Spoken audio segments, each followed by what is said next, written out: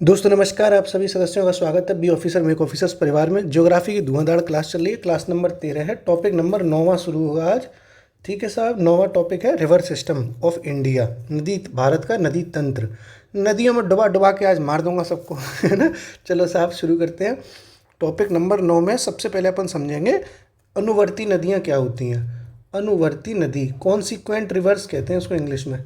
जो चीज़ें typical word है ना हिंदी के, उसको मैंने इंग्लिश में छांट ली हैं ताकि अंग्रेजी मीडियम वाले भी दिक्कत में ना आए और आप लोग भी दोनों लैंग्वेज में समझ लो।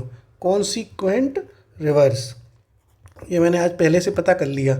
वैसे मुझे घंटा पता नहीं थी कि अनुवर्ती नदियों को इंग्लिश में क्या कहते हैं, पर देख लिया, गूगल का ज़माना है। तुम भी क्या याद रखोगे कि हमने भी अंग्रेजी में कॉन्सिक्वेंट कॉन्सिक्वेंट लिवर लिवर करी थी कभी। तो साहब क्या होता है कॉन्सिक्वेंट रिवर या अनुवर्ती नदियाँ? ऐसी नदियाँ दोस्तों जो अपने ढाल के हिसाब से, जैसे मान लो कोई नदी ऐसे बहती है, इसका ये ढाल है कि यहाँ थोड़ा ऊंचाई पे, यहाँ थोड़ा नीची है, तो अपने ढाल के हिसाब से बहती चली जा रही है, मस्त मगन बहती चली जा रही है। बहती हवा सा था वो, जाने कहाँ गया वो।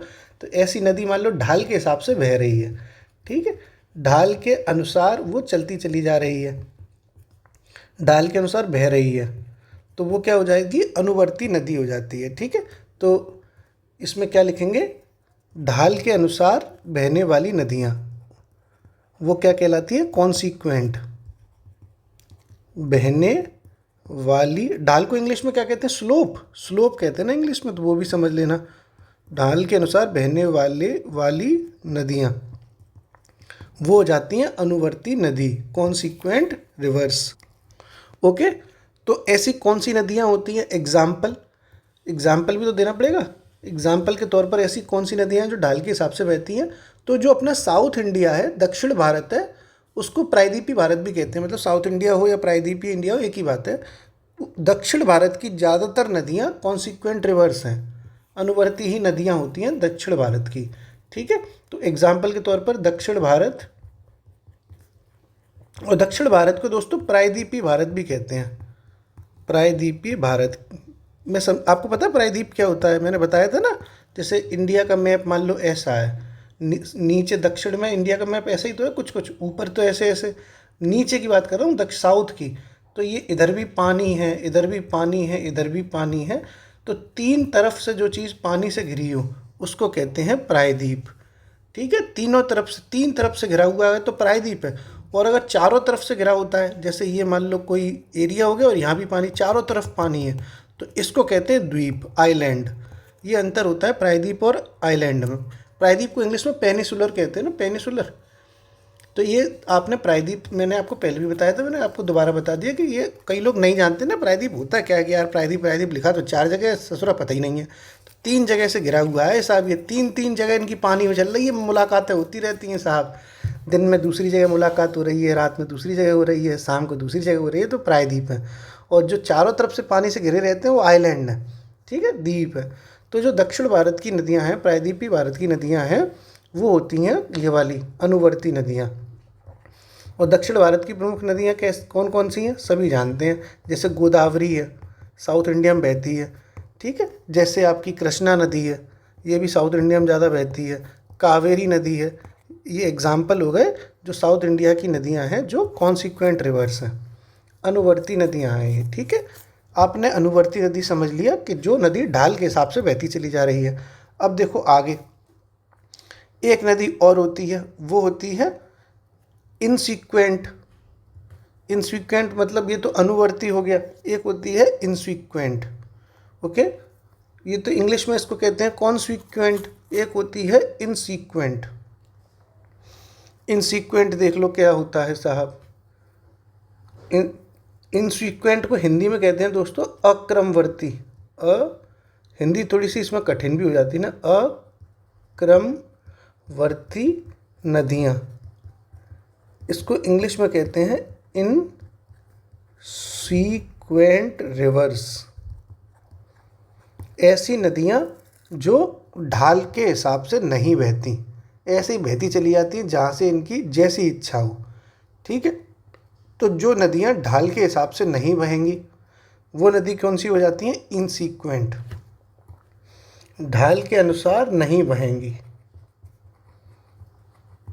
ओके, ढाल के अनुसार नहीं बहने वाली नदियाँ। समझ गए आप? अब इनको ना, अब आप कहोगे कि इसका भी एग्जाम्पल बताओ, तो इसका जो एग्जाम्पल है वो है, जैसे सिंधु नदी है वो ढाल के हिसाब से नहीं बहती, जो ब्रह्मपुत्र है वो भी ढाल के हिसाब से नहीं बहती।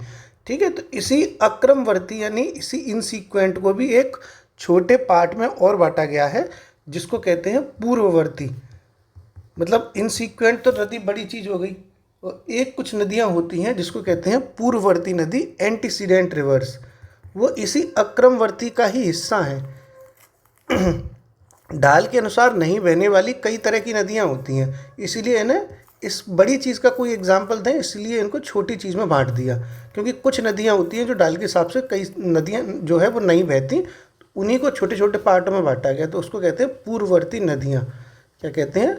पूर्ववर्ती नदियाँ, मतलब antecedent, antecedent reverse, ANTECEDENT, antecedent reverse. ये नदी जो है ये वाली जो नदी है पूर्ववर्ती नदी, ये ढाल के हिसाब से नहीं बहती, क्योंकि ये इसी का तो पार्ट है, ये ढाल के हिसाब से नहीं बहती। इसका नाम क्या है? पूर्ववर्ती, मतलब पहले से चली आ रही है। कहते हैं ना एंशिएंट इंडिया, ऐसे ही एंशिएंट से बना है एंटीसीडेंट। पूर्व मतलब प्राचीन है, बहुत प्राचीन है। इसका मतलब हिमालय जब बना था उससे पहले की नदियाँ हैं ये। हिमालय के निर्माण से पहले की नदियाँ हैं, हिमालय के निर्माण से पहले की नदियाँ, जो ढाल को फॉलो नहीं करती। ठीक है, ये ढाल का अनुसरण नहीं करती, ढाल के अनुसार नहीं बहती। ठीक है, ढाल के अनुसार नहीं बहती, और वो नदी कौन सी हो जाती हैं? पूर्ववर्ती नदियाँ, एंटीसीडेंट रिवर्स। इसीलिए मैंने इसमें एग्जाम्पल नहीं लिखाया, क्योंकि इसका भी एक छोटा सा पार्ट ये है, इसमें एग्जाम्पल लिखो आप। हालांकि इसके जो एग्जाम्पल होंगे वो इसके एग्जाम्पल ऑटोमेटिकली हो जाएंगे। ठीक है, ओके। जैसे मान लो राम है, उनके दो बच्चे हैं लव और कुश, मान के चलो, तो जो लव की प्रॉपर्टी होगी वो राम की प्रॉपर्टी तो ऑलरेडी हो जाएगी ना, क्योंकि ये तो इसी का बच्चा है ना। ठीक है, जबकि कुश की जो प्रॉपर्टी होगी वो भी राम की प्रॉपर्टी हो जाएगी, क्योंकि ये इसी का बच्चा है। तो इसीलिए इसका एग्जाम्पल इसी का एग्जाम्पल हो जाता है। ऐसे ही पूर्ववर्ती नदियों का अगर कोई एग्जाम्पल है तो वो अक्रमवर्ती नदियों का भी एग्जाम्पल हो जाएगा, यानी एंटीसीडेंट रिवर्स का कोई एग्जाम्पल है वो इनसीक्वेंट रिवर्स का ही एग्जाम्पल हो जाएगा। ये इसी का हिस्सा है, बता दिया है मैंने ये वाली बात आपको। ठीक है, थोड़ा अच्छे से जब ज्योग्राफी करा रहा हूँ तो अच्छे से ही कराऊँ, मजाक मजाक क्या कराऊँ, बढ़िया क्वेश्चन आपको बताऊँ। तो एग्जाम्पल क्या हो जाएगा इसका? कौन सी नदियाँ हैं जो हिमालय के पहले बन गई और ढाल का अपने हिसाब से जो है ढाल को फॉलो ही नहीं करती? तो ऐसी नदियाँ हैं दोस्तों, वो सिंधु हो गई नदी, जैसे जैसे ब्रह्मपुत्र हो गई, ये हिमालय के निर्माण से पहले से ही बहती चली आ रही हैं। जैसे सतलज नदी हो गई, ये भी हिमालय के निर्माण से पहले ही बहती चली जा रही है। ठीक है, ये भी आपने समझ लिया बहुत अच्छे से। ओके, अब आगे बढ़ते हैं अपन। ऐसे ही एक नदी होती है दोस्तों, उसको कहते हैं परवर्ती नदी, सबसीक्वेंट रिवर्स। कौन सी? परवर्ती, सबसीक्वेंट, सब सीक्वेंट रिवर्स, ये भी कुछ नदियाँ हो गई। सबसीक्वेंट रिवर्स या परवर्ती नदियाँ क्या होती हैं? तो परवर्ती नदियाँ वो होती हैं, जैसे मान लो ये एक नदी थी, मैंने आपको बताई थी ये वाली अनुवर्ती नदी, जो ढाल के हिसाब से बहती चली जा रही है। तो जैसे मान लो इसमें कोई नदी है, मेन नदी एक यही वाली है, ढाल के हिसाब से बह रही है, तो ये एक अनुवर्ती नदी हो गई। एक ये अनुवर्ती नदी तो हो गई, ढाल के हिसाब से बह रही है। और इसी से समकोण पर 90 डिग्री पर कुछ नदियाँ मिल जाए, इसी अनुवर्ती नदी से 90 डिग्री पर समकोण पर कुछ नदियाँ मिलें, तो जो नदियाँ इससे 90 डिग्री पर यानी समकोण पर मिलती चली जाती हैं, उन नदियों को कहते हैं परवर्ती नदी, यानी सबसीक्वेंट रिवर्स। ठीक है, तो इसको कैसे लिखेंगे कि अनुवर्ती नदी से, ये अनुवर्ती नदी तो है, ये देखो ये अनुवर्ती नदी तो है, ये देखो अनुवर्ती नदी तो थी ये वाली। तो अनुवर्ती नदी से 90 डिग्री पर मिलने वाली नदियाँ, ये IAS में एक दो बार पूछा जा चुका है। अनुवर्ती नदी से समकोण यानी 90 डिग्री, ठीक है, समकोण का मतलब होता है 90 डिग्री पर मिलने वाली नदियाँ। लिख रहे हो ना साथ में? मिलने वाली नदियाँ कौन सी हो जाती हैं? सबसिक्वेंट रिवर्स हो जाती हैं, परवर्ती नदी हो जाती हैं। अब यहाँ पर एग्जाम्पल देख लो। इसका एग्जाम्पल क्या हो जाएगा? एग्जाम्पल है जैसे बेतवा नदी, ठीक है, जैसे सोन नदी हो गई। कौन सी? सोन नदी। ओके, जैसे आपकी हो गई चंबल नदी। ये इसके एग्जाम्पल हो गए। अब आपने तीनों कॉन्सेप्ट समझ लिया बहुत अच्छे से। पहला था एंटी कॉन्सिक्वेंट, जो ढाल के हिसाब से बहती चली जाती हैं, जैसे साउथ इंडिया की नदियाँ। फिर ऐसी हैं जो ढाल के हिसाब से नहीं बहती और इनका निर्माण हिमालय से पहले ही हो चुका है। वो कहते उनको इनसिक्वेंट रिवर्स कहते हैं। और उसमें भी छोटा सा पार्ट है एंटीसीडेंट, जो एंटीसीडेंट का मतलब होता है हिमालय से पहले ही बन गई थी और ये ढाल के हिसाब से नहीं बहती, सिंधु, ब्रह्मपुत्र, सतलज। फिर ये सबसीक्वेंट रिवर्स हैं, जो अनुवर्ती नदी थी, ये वाली जो नदी थी जो ढाल के हिसाब से नहीं बह रही थी, उसको 90 डिग्री पर मिल जाती हैं उससे, उनको कहते हैं आपका सबसीक्वेंट रिवर या परवर्ती नदी, जैसे बेतवा, सोन या चंबल नदी। ओके, यही आपने पूरे अच्छे से चीज़ें समझ ली। अब अपन आगे बढ़ेंगे और मुख्य मुद्दे की तरफ अपन आगे बढ़ रहे हैं भाई साहब। अब थोड़ा सा हिसाब किताब शुरू होगा, ठीक है। अब अपन समझेंगे सबसे पहले 3 तरह का नदी सिस्टम होता है। जो नदी तंत्र है वो 3 तरह का होता है। तीनों तरह के अपन समझेंगे। एक होता है हिमालय की नदियाँ, हिमालय की नदियाँ। एक होता है आपका सिंधु वाली जो नदी होती है ना, सिंधु नदी, इसका भी एक तंत्र है अपना, सिंधु नदी तंत्र। इसका भी अपना एक है, एक हिमालय का तंत्र है, हिमालय से बहने वाली नदियाँ।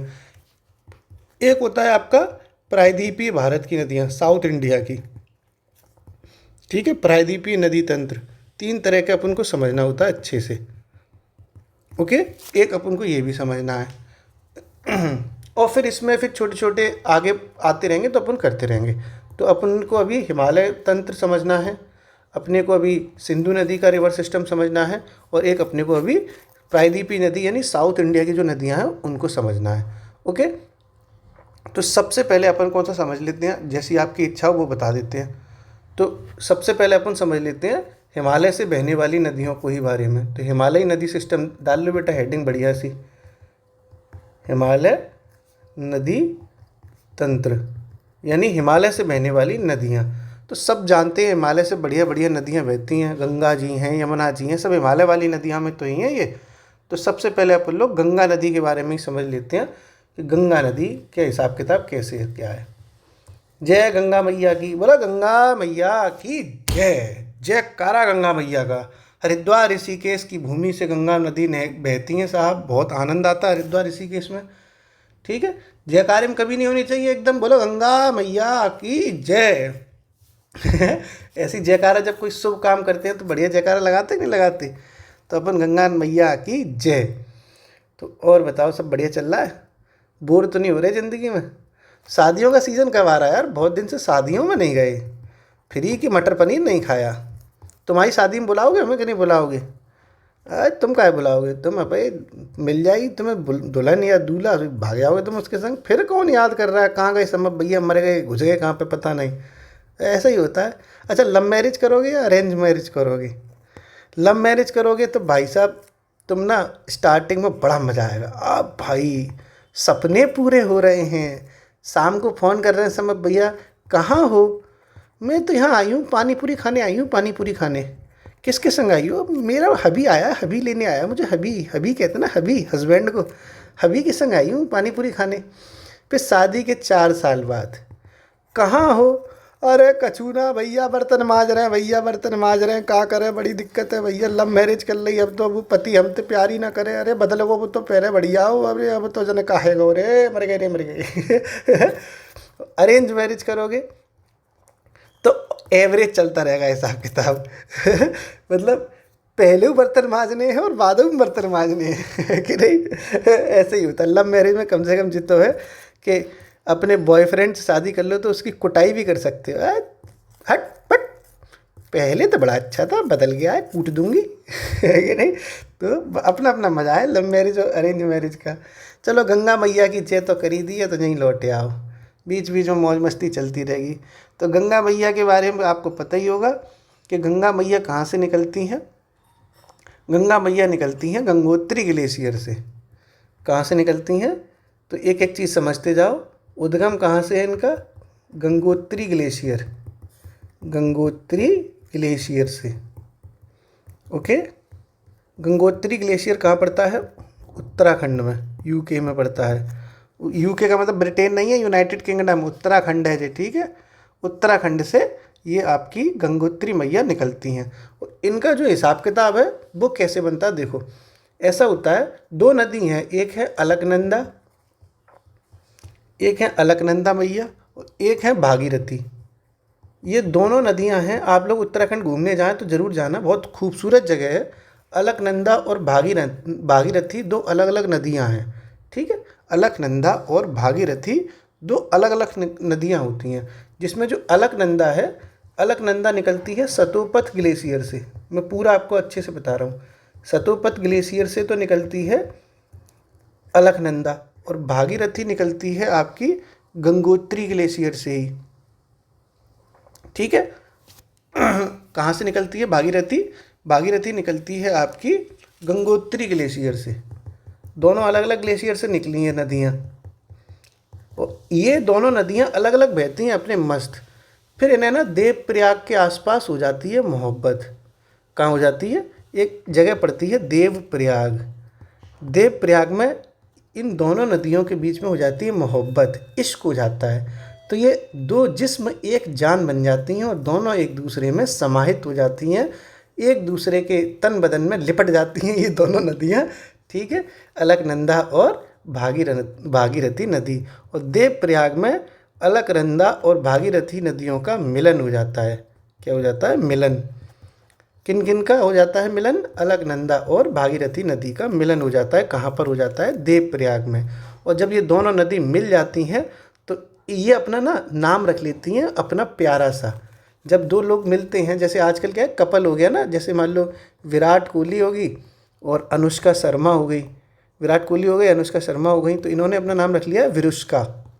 क्या नाम रख लिया, विरुष्का। ऐसे ये कपल हैं, अब इस वक्त ये समाहित हो गए देवप्रयाग में, अलकनंदा और भागीरथी, तो इन्होंने अपना खुद का नाम मिलने के बाद रख लिया गंगा, ठीक है। तो देवप्रयाग में अलकनंदा और भागीरथी नदी के मिलन से गंगा नदी बन जाती हैं। संयुक्त रूप से ये अब धारा क्या कहलाएगी, गंगा। कहाँ पर मिलने के बाद, देवप्रयाग से। और गंगा नदी का उद्गम क्यों माना जाता है गंगोत्री ग्लेशियर, क्योंकि भागीरथी नदी का पानी गंगा नदी में ज़्यादा होता है, ठीक है। अलकनंदा का पानी थोड़ा सा कम होता है, इनका पानी ज़्यादा होता है, इसीलिए ये कहते हैं कि गंगोत्री ग्लेशियर से ही गंगा नदी का उद्गम होता है। जबकि गंगा नदी इन दोनों के प्यार के बदौलत इनका जन्म हुआ, ठीक है। आगे बढ़ते हैं साहब, क्लियर समझ गए अपन लोग। अब अपन गंगा नदी के सहायक नदियों के बारे में देखते हैं कि कौन कौन सी नदी गंगा नदी के सहायक हैं, ट्राइब्यूटरी कहते हैं इसको ना। तो गंगा नदी की सहायक नदियाँ, गंगा नदी की सहायक नदियाँ, ठीक है साहब। और बताओ, बढ़िया चल रहा है। अच्छा, जो जितने लड़के लोग देखते हैं ना वीडियो, लड़के लोग, भाई साहब उनसे एक बड़ी तगड़ी रिक्वेस्ट है कि अपनी पर्सनैलिटी पे ध्यान दिया करो। जो पेट निकलता चला जा रहा है तुम्हारा, जो पिट्टू निकलता चला जा रहा है, इसका ध्यान दिया करो। जी भाई साहब, तुम 26 साल की उम्र में जो तुमने ना पेट निकाल लिया है ना, पेट, बुढ़ापे वाले सिग्नल आ रहे हैं, जो पेट नहीं निकालो, थोड़ा एक्सरसाइज किया करो भाई, ने रनिंग कर लिया करो, नहीं तो तुम सपने में तुम्हारे शाहरुख खान आएगा और तुम बनते चले जा रहे हो कादर खान जैसे, है कि नहीं। यूँ तो सोचो मालिक, लड़के हो तुम, बढ़िया एकदम रहा करो, एकदम बन ठन के। मतलब बन ठन के क्या मतलब है कि पर्सनैलिटी होनी चाहिए तुम्हारी मर्दानगी जैसी। ऐसी लड़कियों से भी कहूँगा कि थोड़ा ना एक लाली लिपस्टिक लगा लिया करो कभी कभार। यार खूबसूरती भगवान ने दी है, तुम लकी लड़कियां हो। हम देखो लड़के एकदम काले कलूगे से घूम रहे हैं, तुम एकदम गोरी चिट्टी घूम रही हो, तो थोड़ा लाली लिपस्टिक लगा लिया करो, बढ़िया एकदम हीरोइन बन के रहा करो। 50 लोग देखें तुम्हें, आए हाय, मन में सोचें कि इतनी सुंदर है, मैं क्या करूं क्या करूं, है कि नहीं। ऐसे ही घूमते रहते हो लोअर टी शर्ट पहन के 24 घंटे, मतलब कपड़े चाहे कुछ भी पहनो, लेकिन पर्सनैलिटी का ध्यान रखो। गंगा नदी की सहायक नदियाँ देख लो पहले, अरे गंगा नदी की पर्सनैलिटी देख लूँ पहले, बढ़िया। तो देखो भैया मेरे, इनके बारे में, इनकी कई सारी सहायक नदियाँ हैं। तो पहले दाएं की देखते हैं, मतलब राइट हैंडेड। ठीक है, राइट हैंडेड मतलब ऐसा होता है जैसे गंगा नदी में कुछ नदियाँ दाईं तरफ से सहायक होती हैं, कुछ नदियाँ बाईं तरफ से सहायक होती हैं, लेफ्ट हैंडेड होती है, राइट हैंडेड होती हैं। तो दाएं की देख लो, बची कुची तो राइट की हो ही जाएंगी। तो दाएं की हैं आपकी तीन, यमुना, सोन और कर्मनासा। ये तीन नदियां हैं वो गंगा नदी की सहायक नदियां हैं राइट हैंड पे। ओके, तो ये तीन नदियां तो राइट हैंड पे हो गई, यमुना, सोन, कर्मनासा। अब बची कुची तो हो गई बाई वाली, जीव कलेश खत्म। बाई की कौन सी बच गई? लेफ्ट की। जो बच गई वो इसकी, हम तो ऐसे याद करते हैं, हम पे ना पूरी याद हो में, हमने तो बस ये तीन याद कर रखी हैं, टॉय टॉय टॉय, यमुना, सोन, कर्मनासा। ठीक है, तो दाएं की जब याद है तो बची कुची बाएं की है। इतना मैं पता है कि ऐसा थोड़ी नहीं है कि बाएं की है तो कोई सी नदी लगा देंगे बाएं में। इतना तो पता ही है ना कि गंगा नदी की सहायक नदियाँ टोटल कौन कौन सी हैं। तब भी मैं लिख दे रहा हूँ, जैसे रामगंगा, जैसे रामगंगा हो गई आपकी बाएं की। ठीक है, जैसे गोमती मैया हो गई बाएं की, लेफ्ट हैंडेड। जैसे घाघरा हो गई है, यूपी से लेकर, घाघरा वाला गाना अच्छा लगता है ना, वो माधुरी दीक्षित वाला है, ब्रेकिंग न्यूज़ हाय रे मेरा घाघरा। कैसे है गाना ये, कैसे है यार? यूपी में ब्रेकिंग न्यूज़ हाय रे मेरा घाघरा है, बगदाद से लेके दिल्ली वाया आगरा। घाघरा घाघरा मेरा घाघरा, घाघरा मेरा घाघरा, घाघरा मेरा घाघरा है, ऐसे करके बड़ा बढ़िया गाना भाई साहब। ढोलक बहुत तगड़ी बजा लेता हूँ मैं, अभी सीखा हूँ मैं मतलब वन हैंडेड डिसेबल इंसान हूँ, नहीं दोनों हाथों से तो ऐसा बजा देता, अभी एक हाथ से बजा रहा हूँ। अब मैं कभी अपना हाथ सही करा पाऊँगा, अमेरिका में सही होगा, हिंदुस्तान में हो नहीं रहा है, तब मैं फिर दोनों हाथों से ढोलक बजाऊँगा बढ़िया है। ढोलक बजाने के लिए हाथ सही करवा लूँ, 25 लाख रुपये खर्चा आ रहा है कि नहीं, हो तो जाए। तो ये गोमती, घाघरा, रामगंगा, ये घाघरा से मज़ा आ गया। आगरा की मशहूर फनकारा घाघरा पहन के आ चुकी हैं और ये गंगा नदी के बाएं हाथ में घुस गई हैं घाघरा पहन के। ठीक है, तो ये घाघरा हो गया। और घाघरा देखे चोली फोली भी है, अगर देखें आगे तो गंडक। ये कैसे कैसे नाम है, अंडक, गंडक, घाघरा, गंडक। फिर और है बागमती। बागमती भी गंगा मैया की सहायक नदी है भैया। कौन सी है? बागमती। फिर कोसी मैया हैं, ये तो बिहार का शोक है, इन्हें तो सब जानते ही होंगे। और एक मैया है महानंदा। ये मैया हैं गंगा नदी की सहायक नदी हैं लेफ्ट हैंड की। रामगंगा, गोमती मैया, घाघरा मैया। घाघरा तो तुम कभी ना भूलोगे, संभव भैया ने बजा बजा के आज आगरे के घाघरे में है ना। फिर ये गंडक पंडक भी हैं, बागमती भी हैं, कोसी भी हैं, महानंदा भी हैं। ये बाएं हाथ की सहायक नदियां हैं। दाएं हाथ की तीन याद कर लो, बाकी ये सब बाएं की बच गई, काम खत्म। यमुना, सोन, कर्मनासा याद करनी है बस। यमुना, सोन, कर्मनासा, पोए पोए पोए, ये सब नहीं याद करनी, मतलब देख लो तुम, याद रहेगी। घाघरा तो तुम भूलोगे नहीं, आगरा के संभव जन ने ऐसा घाघरा बजाया था कि एकदम भांगड़ा बज गया था, है कि नहीं। आगे देखो साहब, एक तो इतना समझ लिया अपन ने। अब देखो गंगा नदी का के बारे में और कुछ चीज़ें। अब गंगा नदी तो देखो बहती चली जा रही हैं, देवप्रयाग से निकली साहब, फिर बहती चली गई, बहती चली गई, कई जगह बाहर बहती चली गई। और आगे आप इसके बारे में आपको पता चलेगा कि ये जो बहते बहते पहुंच गई पश्चिम बंगाल। कहाँ पहुंच गई? पश्चिम बंगाल। और पश्चिम बंगाल में पहुंच के ये क्या हुआ कि भाई साहब, पश्चिम बंगाल में एक जगह पड़ती है फरक्का। तो कहाँ पर? पश्चिम बंगाल में एक जगह पड़ती है फरक्का। तो पश्चिम बंगाल के फरक्का में क्या हुआ? कुछ बड़ा हुआ। क्या बड़ा हुआ कि यहाँ पर गंगा नदी दो हिस्सों में बट गई। अच्छी खासी गंगा मैया बह रही थी, अब ये पहुँच गई फरक्का, ये गया फरक्का। और यहाँ गंगा नदी में हो गया भाई साहब तनाव, इनमें हो गई टेंशन। दो नदियों में दो हिस्सों में ये बट गई, समझ लो पहले। ठीक है, तो अब दो हिस्सों में बट गई तो कहाँ कहाँ पहुँची? तो एक धारा तो इनकी पहुँच गई पश्चिम बंगाल में ही रह गई। कहाँ पहुँच गई? पश्चिम बंगाल में रह गई, हुगली में। हुगली जगह पड़ती है ना पश्चिम बंगाल में, एक तो हुगली में चली गई पश्चिम बंगाल में, जहाँ पर एक तो हुगली में पहुँच गई पश्चिम बंगाल में। एक नदी एक धारा इसकी भाग गई बांग्लादेश। ले साहब, जे का हुआ? गंगा मैया में तो अच्छी खासी यूनिटी थी, ये चली चली जा रही थी। पश्चिम बंगाल के फरक्का में इन्हें ऐसी किसी कलमुए की नज़र लग गई कि एक तो पश्चिम बंगाल में ही रह गई और एक चली गई बांग्लादेश रूट के। हाय रूट गई मैया रे, जे का हुआ? और बांग्लादेश में जब चली गई तो इन्होंने क्या किया भाई साहब, फिर ये मिल गई ब्रह्मपुत्र नदी से। ठीक है, बांग्लादेश में चली गई तो इनकी मुलाकात हुई ब्रह्मपुत्र नदी से। किससे हुई? ब्रह्मपुत्र नदी से। तो इनने अपना नाम बदल लिया, लियो, और नया नाम पड़ गया इनका पद्मा। क्या पड़ गया? पद्मा। और बाद में ये लास्ट में फिर ये क्या हुआ, बंगाल की खाड़ी में जाके इन्होंने अपने आप को समाहित कर लिया। तो अभी मैं लिखवाऊंगा, अभी तो मैं तुम्हें समझा रहा हूँ। बंगाल की खाड़ी में ये मिल गई और इन्होंने अपना बंगाल की खाड़ी में मिलते हुए नाम रख लिया मेघना। समझ गए? तो बांग्लादेश में गंगा नदी का नाम क्या हो जाएगा? पद्मा। और लास्ट में गिरते वक्त नाम क्या हो जाएगा? मेघना। और ये अलग अलग कहाँ होती हैं? पश्चिम बंगाल के फरक्का में। क्लियर? समझ गए ये लोग? ठीक है, सब कुछ हो गया। अब आप लिखो, पश्चिम बंगाल के फरक्का में लिखो, पश्चिम बंगाल के फरक्का में गंगा नदी। मैं भी लिख रहा हूँ, मतलब इस यहाँ से लिखते हैं ना, यहाँ फरक्का में तो लिखी ली होगी, यहाँ आगे लिखो गंगा नदी दो धाराओं में बट जाती है। ठीक है, और उसके बाद ये, अब आप ऐसा चित्र बना लो जिससे आपको याद रहे। यहाँ पे से लिख लो गंगा नदी, चित्र बना लोगे तो लंबा याद रहेगा। गंगा नदी, और यहाँ फरक्का लिखना, ऐसे दो हिस्सों में बांट लो, एक पश्चिम बंगाल हुगली में और एक बांग्लादेश में बह गई। और फिर यहाँ बांग्लादेश में बह गई, ऐसे चित्र बनाओ। चलो फिर लिख लो ब्रह्मपुत्र नदी से मिली तो नया नाम बन गया पद्मा। ऐसे चित्र बना लो जल्दी से। ब्रह्मपुत्र नदी से मिली तो नया नाम बन गया पद्मा।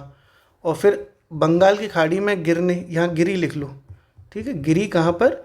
बंगाल की खाड़ी में। और तब इसका नाम पड़ गया मेघना। ऐसे लिख लो शॉर्ट में, पूरी कथा लिखने की क्या ज़रूरत है। ओके, लिख गई? कोई दिक्कत तो नहीं है? अब देखो और आगे बढ़ो। ठीक है, आगे बढ़ते जाओ साहब, आगे बढ़ते जाओ। अब देखो गंगा नदी की सहायक नदियों में सबसे बड़ी सहायक नदी कौन सी है? सबसे बड़ी सहायक नदी, ये भी तो पूछा जा सकता है, गंगा की सबसे बड़ी सहायक नदी कौन सी है? तो सब गंगा नदी की सबसे बड़ी सहायक नदी है यमुना मैया। जय हो यमुना मैया की। यमुना नदी सबसे बड़ी सहायक नदी है गंगा मैया की।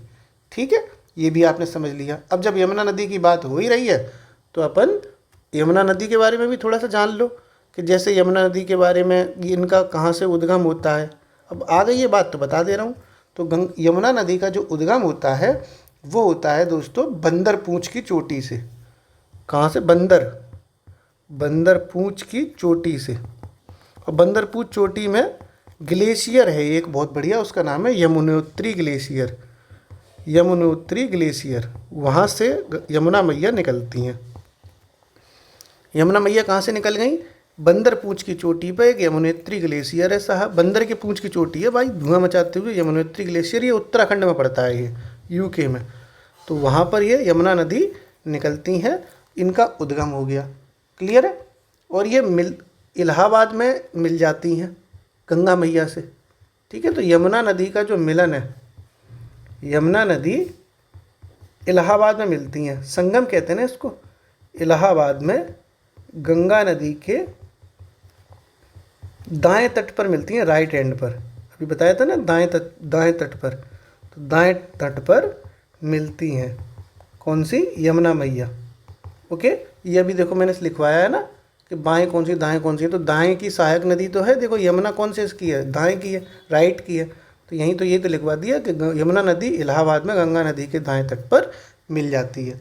ठीक है, ओके, इतना आपने समझ लिया बहुत अच्छे से। अब कुछ और भी चीज़ें आप नोट करके समझो।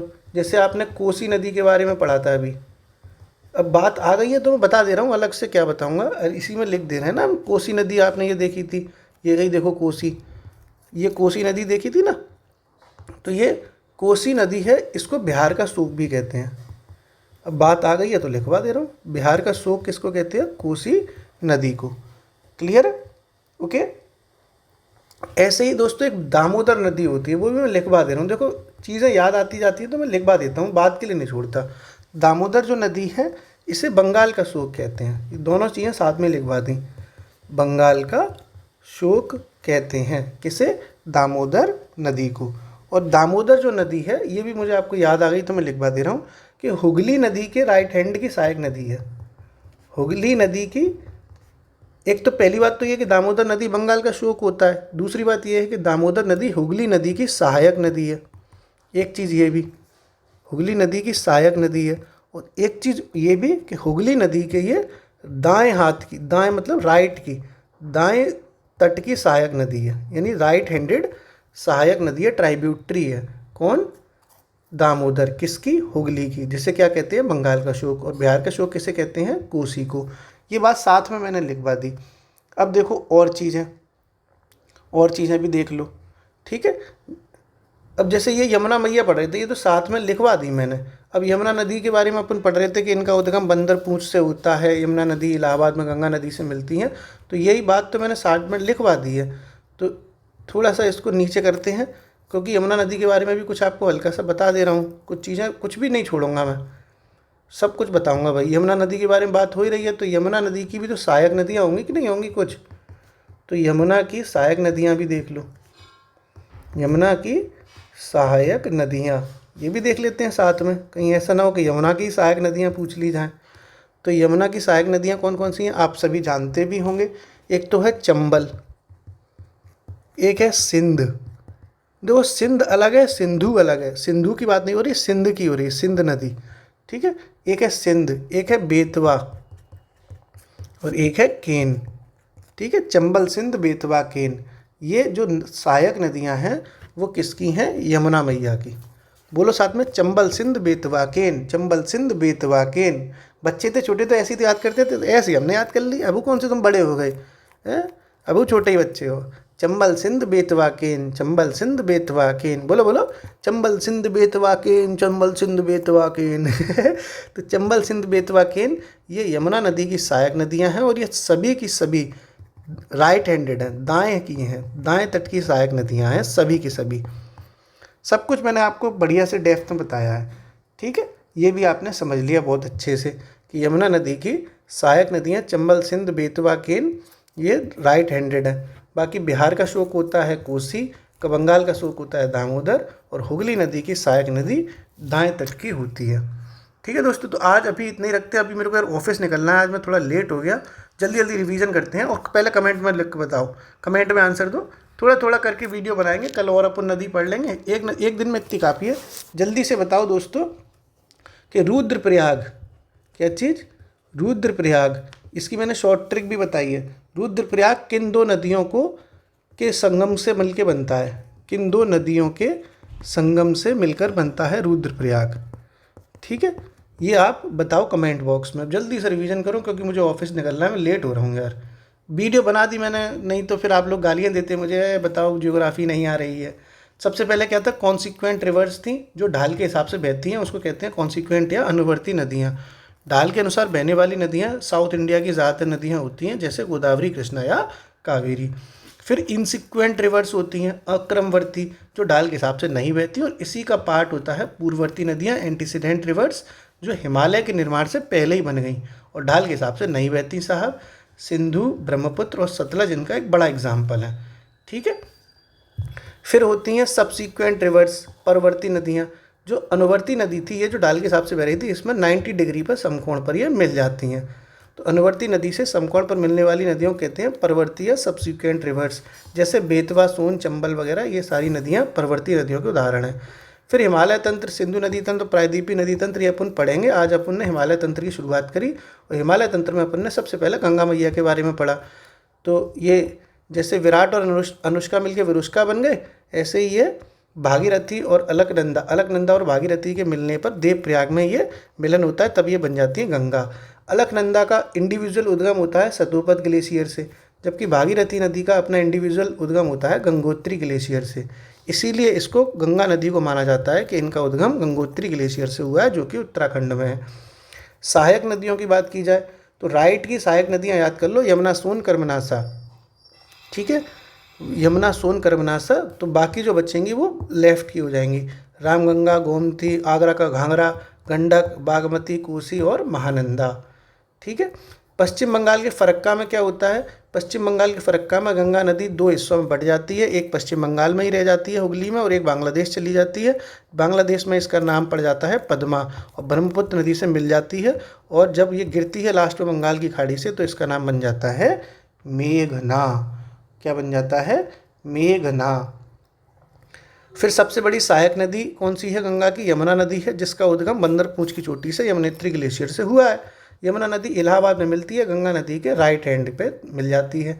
यमुना की जो सहायक नदियाँ उसमें चंबल सिंध बेतवा केन, चंबल सिंध बेतवा केन, जो सबकी सब यमुना की राइट हैंडेड की ही सहायक नदियाँ हैं। कोसी नदी को बिहार का शोक कहते हैं, जबकि दामोदर नदी को बंगाल का शोक कहते हैं। दामोदर नदी हुगली नदी की सहायक नदी है। कौन सी की है? हुगली नदी की सहायक नदी है, जो भी राइट हैंड की है। मैंने आपको ज़्यादा राइट हैंड की करवाई है, आप कंफ्यूज ना हो। रुद्रप्रयाग किन दो नदियों के संगम पर मिलके बना है? आप बताइए। स्माइल मारते हुए आज के लिए इतना काफ़ी है, कल फिर आ जाएंगे। ज्योग्राफी क्लास लेके आधा आधा घंटा काफ़ी रहता है। शुक्रिया।